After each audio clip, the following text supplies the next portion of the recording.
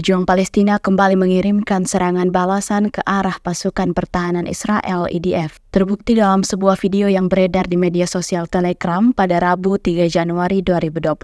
Dalam cuplikan video menampilkan adegan operasi gabungan yang dilakukan oleh Mujahidin Brigade Al-Quds dan Al-Qassam. Berdasarkan keterangan unggahan, kedua kelompok pejuang Palestina itu bergabung untuk meledakkan kendaraan musuh, tentara hingga posisi musuh di garis depan penyerangan, tepatnya di pusat Khan Yunis. Diketahui aksi serangan ini berlangsung selama pertempuran banjir Al-Aqsa. Hingga video ini beredar, beragam respon dikirimkan warganet.